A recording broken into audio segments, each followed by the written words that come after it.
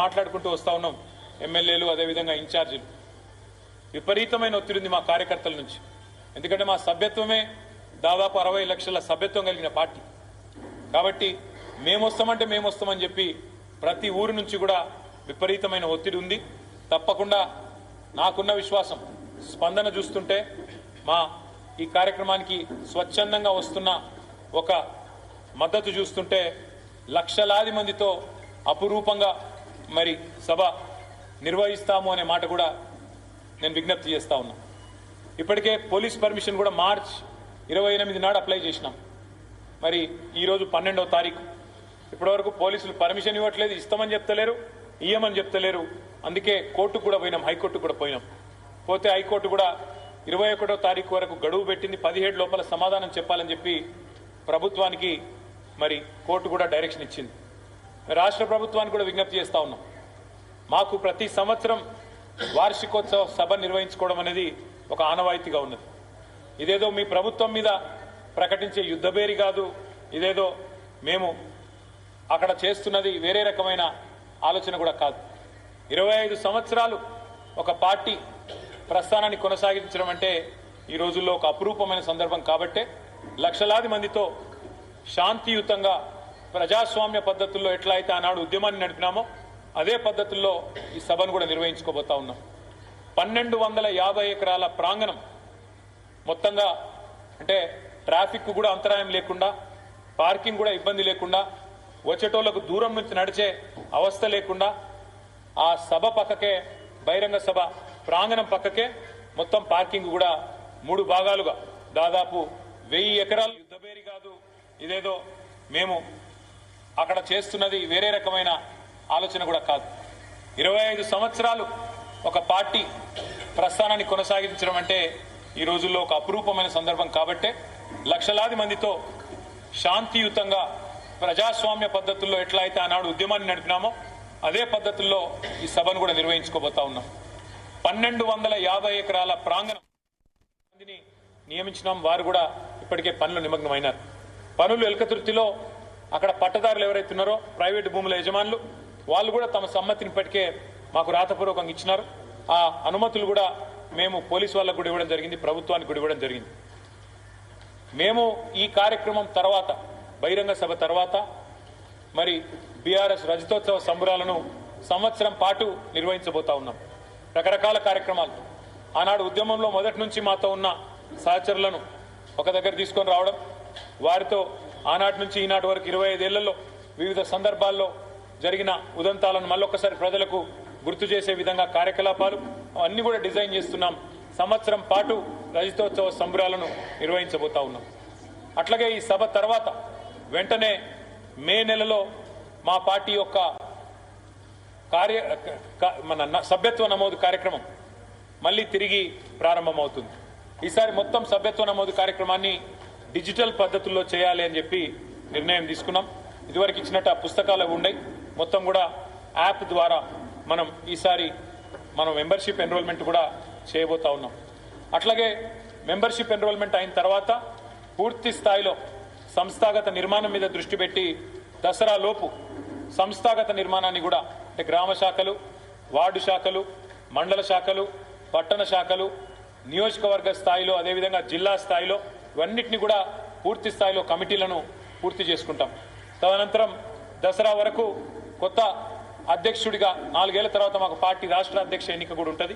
అధ్యక్ష పదవికి కూడా ఎన్నిక ఉంటుంది. దాన్ని కూడా ప్రతి సందర్భంలో నిర్వహించినట్టే, ప్రతిసారి నిర్వహించినట్టే ప్రజాస్వామ్య పద్ధతుల్లో ఎన్నిక ద్వారానే, అంటే presiding officer AC, returning officer AC, మా పార్టీ కాన్స్టిట్యూషన్ ప్రకారం ఈసారి కూడా అదే పద్ధతుల్లో చేయడం జరుగుతుంది. ఒకసారి కమిటీల నిర్మాణం పూర్తయిన తర్వాత ఇట్లాంటి పార్టీ యొక్క జిల్లా పార్టీ కార్యాలయాలు ఏవైతున్నాయో మాకు 1-2 తప్ప మొత్తం 33 జిల్లాల్లో కూడా ఇంత అద్భుతమైన కార్యాలయాలు కూడా పార్టీ నిర్మాణం ఇప్పటికే పూర్తి చేసింది. మరి వీటన్నిటిని కూడా పూర్తి స్థాయిలో వినియోగంలోకి తీసుకొని వస్తాం. కార్యకర్తలకు నియోజకవర్గాల వారీగా, ఉదాహరణకు కరీంనగర్ జిల్లాలో, అంటే కొత్త కరీంనగర్ జిల్లాలో కరీంనగర్, మానకొండూరు, చొప్పదండి, హుస్నాబాద్, హుజురాబాద్ 5 నియోజకవర్గాలు ఉన్నాయి. ఒక్కొక్క నియోజకవర్గం నుంచి సుశిక్షితులైన ఎంపిక చేయబడ్డ 500 మందిని ఇదే జిల్లా పార్టీ కార్యాలయంలో శిక్షణ కార్యక్రమాన్ని కూడా ఒక రోజు లేదా 2 రోజుల పాటు వివిధ అంశాల మీద కూడా ఆ కార్యక్రమాన్ని కూడా ఈ సంవత్సరమే ప్రారంభిస్తాం. దాన్ని కూడా పూర్తి స్థాయిలో అంటే వాళ్ళ కాంగ్రెస్ బీజేపీ చేస్తున్న అన్యాయం, 11 నెలలుగా బీజేపీ చేస్తున్న అరాచకం, మరి గత 16 నెలలుగా కాంగ్రెస్ చేస్తున్న దుర్మార్గ పాలన, ఏమేం వాళ్ళు చేస్తున్నారు, ఏమేం మనం చేసినాం, ఇవన్నీ కూడా ఒకసారి గుర్తు చేసే విధంగా ఉద్యమ పార్టీగా టీఆర్ఎస్ సాధించిన విజయాలు, ఉద్యమ పార్టీగా రాష్ట్రాన్ని సాధించిన వైనం, దానికోసం జరిగిన పోరాటాలు, దానికోసం జరిగిన త్యాగాలు, ఇవన్నీ కూడా మళ్ళీ ప్రజల దృష్టికి తీసుకొచ్చే విధంగా ఈ శిక్షణ కార్యక్రమాలు ఉంటాయి. అట్లాగే 10 సంవత్సరాలు టీఆర్ఎస్ ఏ రకంగా అద్భుతంగా పరిపాలన అందించింది, భారతదేశంలోనే రాష్ట్రాన్ని అగ్రగామిగా నిలబెట్టింది, అట్లాంటిది సాంస్కృతికంగా కూడా పెద్ద ఎత్తున మన భాష మీద యాస మీద జరిగిన దాడిని తిప్పికొడుతూ ఆనాడు తెలంగాణ ధూమ్ధాం పేరుతో ఉద్యమంలో ఎట్లయితే అద్భుతంగా సాంస్కృతిక పునరుజ్జీవనానికి ఒక పెద్దపీట వేసినామో, రాష్ట్రం వచ్చిన తర్వాత కూడా సాంస్కృతిక సారథి అనే బృందాన్ని నియమించి ఏ రకంగా మరి తెలంగాణ భాషకు యాసకు పెద్దపీట వేసినామో తిరిగి మళ్ళీ ఒకసారి అవన్నీ యాద్ చేసే విధంగా ఈ శిక్షణ కార్యక్రమాలు ఉంటాయి. తదనంతరం ఒకవేళ స్థానిక సంస్థలు వస్తే, స్థానిక సంస్థల ఎన్నికలు వస్తే వాటిని కూడా ఎదుర్కొంటాం. ప్యారలల్ గా మా పార్టీ సంస్థాగత నిర్మాణం, అందుకే ఈ సంవత్సరం కీలకమని నేను చెప్పిన. మా మహాసభతో పాటు ఏప్రిల్ 27 నాడు రజతోత్సవ సభతో పాటు మెంబర్షిప్ తర్వాత కమిటీల సంస్థాగత నిర్మాణం, కమిటీల ఎంపిక, తదనంతరం శిక్షణా కార్యక్రమాలు ప్రతి జిల్లాలో ప్రతి నియోజకవర్గాన్ని యాక్టివేట్ చేసే విధంగా చేయబోతా ఉన్నాం. ఇక మీకు తెలుసు, రాష్ట్రంలో ప్రస్తుతం ఉన్న రాజకీయాల గురించి కూడా మీకు తెలుసు. ఒకటి మాత్రం పక్కా, 2 ఢిల్లీ పార్టీలు కూడా, ఒకటేమో సంచులు మోసే పార్టీ, ఇంకోటేమో చెప్పులు మోసే పార్టీ. ఢిల్లీ వాళ్ళ చెప్పులు మోసే పార్టీకి, ఢిల్లీకి సంచులు మోసే పార్టీలు 2 ఉన్నాయి. ఈ 2 పార్టీల వల్ల తెలంగాణకు జరుగుతున్నది అన్యాయమే, దొందే. ఇద్దరు కూడా దుర్మార్గులే, ఇద్దరు కూడా తెలంగాణకు ద్రోహం చేస్తున్న వాళ్ళే. ఇవాళ మీరు చూడొచ్చు, ఈ రోజు ఇక్కడ మనం కూర్చున్నాం కరీంనగర్లో. ఇక్కడికి వచ్చేటప్పుడు నేను కమలాకర్ గారిని అడిగిన, అన్న ఎల్ఎండీలో నీళ్ళు ఎన్ని ఉన్నాయని అడిగిన. 7 టీఎంసీల చిల్లర ఉన్నాయి. నేను అడిగిన అక్కడ రాజన్న సిరిసిల్లలో మా చెలిమేడ లక్ష్మీ నరసింహారావు గారిని అడిగిన, అన్న ఎన్నున్నాయని రవిశంకర్ గారిని వారిని అడిగితే, అన్న 27 టీఎంసీలు బట్టే ఎంఎండీలో, మిడ్మానేర్లో, రాజరాజేశ్వర్ సాగర్లో అక్కడ కూడా 7 టీఎంసీలే ఉన్నాయన్నారు. ఇవాళ మా సిరిసిల్లకు మొన్న నేను ఏదో కార్యక్రమానికి పోతే ఆ తంగళ్లపల్లి బ్రిడ్జ్ మీదకి వెళ్ళి చూస్తే కింద మొత్తం ఒక ఎడారి వాతావరణం ఉన్నది, బాగా ఎండిపోయి ఉన్నది. ఒకనాడు ఇదే ఏప్రిల్ మే నెలలో కేసీఆర్ గారి హయాంలో, కేసీఆర్ గారి ప్రభుత్వం ఉన్నప్పుడు చెరువులు మత్తళ్లు దుంకిన విషయాన్ని నేను కరీంనగర్ జిల్లా ప్రజలకు గుర్తు చేస్తా ఉన్నా. ఆనాడు ఎర్రటి ఎండల్లో కూడా అప్పర్ మానేరు నుంచి మొదలు పెడితే కింద మరి మంతిని దాకా మానేరు ఒక సజీవ జలధారలాగా అద్భుతంగా ఆనాడు ఆ దృశ్యాన్ని ఆవిష్కరించింది కేసీఆర్ నాయకత్వం. ఫ్లడ్ ఫ్లో కెనాల్ను అక్కడ పైనున్న కొరుట్ల నుంచి మొదలు పెడితే కింద హుజురాబాద్ అవతల దాకా ఒక సజీవ జలధారగా మార్చింది కేసీఆర్ నాయకత్వం. కాకతీయ కాలువను అదే స్థాయిలో అపురూపంగా ఎప్పుడు కూడా నిండుగా నీళ్లతోని, ఎండాకాలం కావచ్చు ఏ కాలమన్నా కావచ్చు, కాళేశ్వరం మహిమ వల్ల ఉమ్మడి కరీంనగర్ జిల్లాకు అద్భుతంగా పంటలు పండి మరి అద్భుతంగా ఇక్కడ సంపద సృష్టించబడ్డది. ఇవాళ కేవలం కేసీఆర్ గారి మీద గుడ్డి కోపంతో, గుడ్డి వ్యతిరేకతతో మేడిగడ్డేదో కొట్టుకపోయిందని చెప్పి ఎన్నికలకు ముందు చేసిన చిల్లర ప్రచారం ఏదైతే ఉన్నదో, ఒక చిన్న పర్రె పడితే ఒక పిల్లర్ అంటే 370 పిల్లర్లుంటే ఒక్క పిల్లర్లో పడ్డది పర్రె.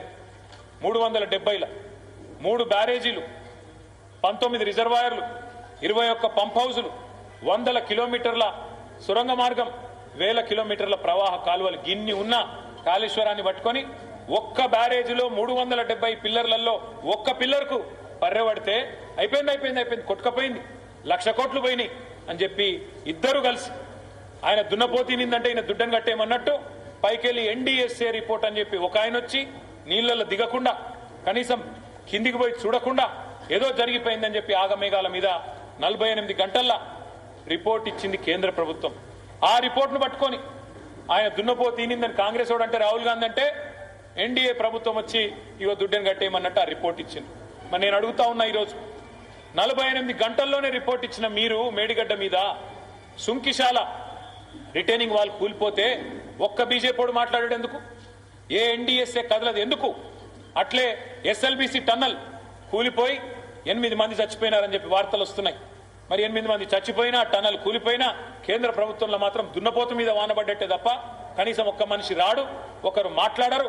ఈ ప్రభుత్వం మరి ఇట్లా తప్పు చేస్తున్నదనే మాట రాదు, ఎన్డీఎస్ఏ రాదు, ఎవరు కూడా రారు. అంటే దీన్ని బట్టి ఏమర్థమవుతున్నది? ఇద్దరు కలిసి, బీజేపీ కాంగ్రెస్ కలిసి కేసీఆర్ గారిని బద్నాం చేయాలని. కానీ వాళ్ళు ఎన్ని అనుకున్నా అది నెరవేరది.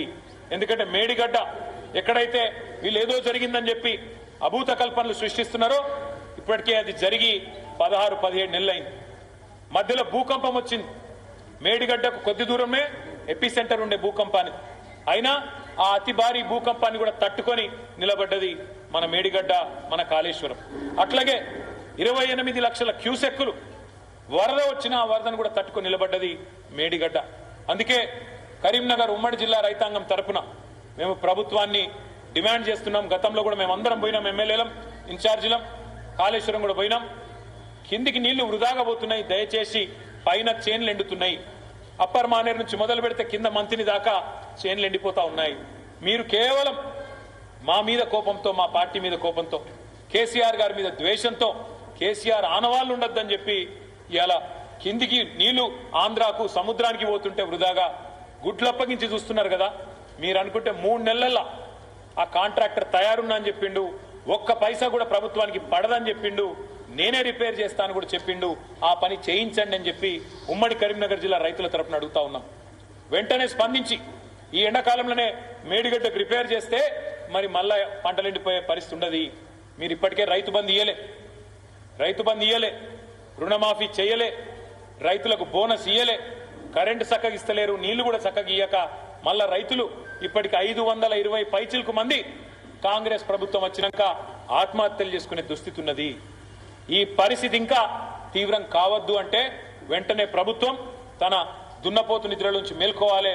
ఇవాళ మిడ్ మానేర్ కానీ, ఎల్ఎండి కానీ, యుఎండి కానీ, చెరువులు కానీ ఈ ప్రాంతంలో మొత్తం నింపే విధంగా వెంటనే అక్కడ రిపేర్ పూర్తి చేసి 2-3 నెలల్లో నీళ్లు పంపింగ్ స్టార్ట్ చేయాలని చెప్పి కూడా మేము డిమాండ్ చేస్తా ఉన్నాం.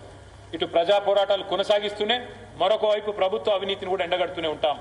నిన్నగాక మొన్న హైదరాబాద్ సెంట్రల్ యూనివర్సిటీలో 400 ఎకరాల భూమిని, అటవీ భూమిని ఇవాళ బ్యాంకులకు కుదబెట్టి పైసలు తెచ్చినామని చెప్పి నిన్న పిసిసి ప్రెసిడెంట్ మహేష్ గౌడ్ గారు చెప్తున్నారు. కానీ మళ్ళీ ఇంకా కూడా స్వయంగా పిసిసి అధ్యక్షుడే చెప్తుంటే కుదబెట్టినామని ఏం లేదని చెప్పి ఇంకో మంత్రి గారు మాట్లాడుతూ ఉన్నాడు. ఫస్ట్ కాంగ్రెస్ వాళ్ళు కూర్చోండి ఒక కాడ, కుదబెట్టినరా, అమ్మినరా, లేకపోతే మొత్తం దోసుకున్నారా, ప్లాట్లు కొట్టి మొత్తం లోపలనే కొట్టేసినరా, ఇది ఏందో కానీ మీరు మాట్లాడుకొని స్పష్టంగా బయటికి రండి, ఏం చెప్పదలుచుకున్నారు. మేము స్పష్టంగా ఆరోపిస్తా ఉన్నాం. మొన్న జరిగింది సెంట్రల్ యూనివర్సిటీ భూముల్లో కంచెగచ్చిబౌలిలో భారతదేశంలోనే అతిపెద్ద ఫ్రాడ్ ఎట్లా అంటే నేను ఒకటే మాటలు చెప్తా. మీకు ఉన్న సంపద కంటే ఎక్కువ ఉన్నట్టు చూపెట్టి బ్యాంకులను, మార్కెట్లను మోసం చేసి ఇవాళ డబ్బులు తెస్తే ఫ్రాడా కాదా? మీకు అధికారం లేని భూమి అంటే మీది కాని భూమిని నాది అని చెప్పి మీరు తనఖా పెడితే అది తప్పా కాదా? ఇది ఫ్రాడా కాదా? అందుకే కాంగ్రెస్ పార్టీ నాయకత్వం నేను అడుగుతున్నా. మీరే అసెంబ్లీలో చెప్పినారు మొన్న మేము కుదబెడుతున్నామని, నిన్న పిసిసి ప్రెసిడెంట్ చెప్తున్నాడు కుదబెట్టినామని. అందుకే కాంగ్రెస్ పార్టీ యొక్క అవినీతిని ఒకవైపు బయట పెడుతూనే ఉంటాం, ప్రజా పోరాటాలకు మద్దతుగా ఉంటాం. మా పార్టీ మరొక 25 ఏళ్ల పాటు చెక్కు చెదరకుండా ఉండే విధంగా సుశిక్షితులైన కార్యకర్తలను, సైనికులను తయారు చేసుకుని ముందుకు పోతాం. మీడియా కూడా మాకు ఉద్యమంలో సహకరించింది, అధికారంలో ఉన్నప్పుడు సహకరించింది, ప్రతిపక్షంలో కూడా మీరు సహకరిస్తున్నారు. మీకు కూడా ప్రత్యేకంగా ధన్యవాదాలు. మీకు కూడా అక్కడ ప్రత్యేకంగా ఏర్పాట్లు కూడా చేస్తూ ఉన్నాం. కరీంనగర్ నుంచి వచ్చే వాళ్ళకి, హైదరాబాద్ నుంచి వచ్చే వాళ్ళకి కూడా ప్రత్యేక ఏర్పాట్లు కూడా చేయడం జరుగుతుంది. కమలాకర్ గారు, జీవి రామకృష్ణారావు గారు ఆ ఏర్పాట్లన్నీ కూడా చూస్తారని చెప్పి కూడా తెలియజేస్తూ, మీకు ఏమైనా ప్రశ్నలు ఉన్నాయో ఏమైనా అడగదలుచుకున్నా అడగొచ్చని